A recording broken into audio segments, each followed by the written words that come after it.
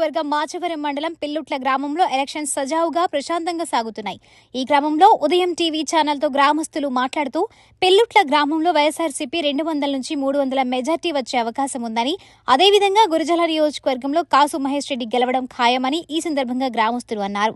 నియోజకవర్గంలో కాసు మహేష్ రెడ్డి ఎన్నో అభివృద్ధి కార్యక్రమాలు చేశారు. కావున గురజాలలో రెండోసారి కాసు మహేష్ రెడ్డి గెలుపు ఖాయమని ఆనందం వ్యక్తం చేశారు. ఇప్పుడు ఉన్న అభ్యర్థుల్లో వైఎస్ఆర్ పార్టీ కాసు మహేష్ రెడ్డి గారికి 300 నుంచి 400 మెజార్టీ వచ్చే అవకాశం ఉంది.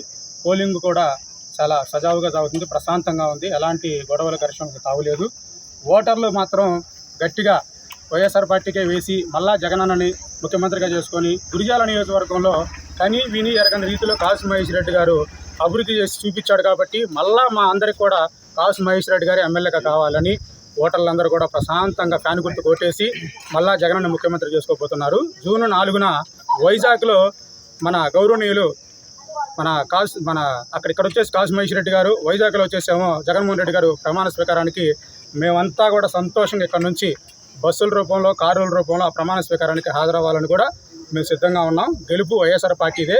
ఎందుకంటే అభివృద్ధి ప్రదంలో ఎంతోమంది కాసు ఎమ్మెల్యేలు వచ్చారు, కానీ కాసు ముందు కాసు తర్వాత అనే విధంగా అభివృద్ధి చేయడం జరిగింది.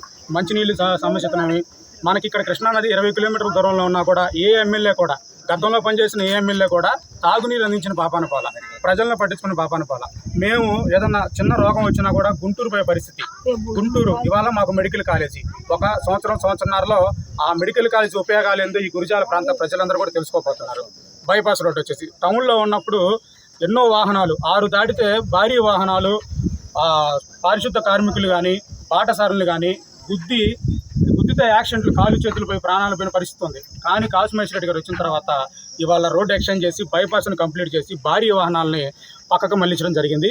కాబట్టి మాకు జానపాడు గ్రామంలో కూడా రైల్వే బ్రిడ్జ్ ఒకటి రాబోతుంది. ఇన్ని అభివృద్ధి చేసినప్పుడు ప్రజలు ఏం కోరుకుంటారు? వాళ్ళకి మంచి చేసిన కాసు మహేష్ రెడ్డి గారిని మళ్ళా ముఖ్యమంత్రి చేసుకోవడానికి సిద్ధంగా ఉన్నారు.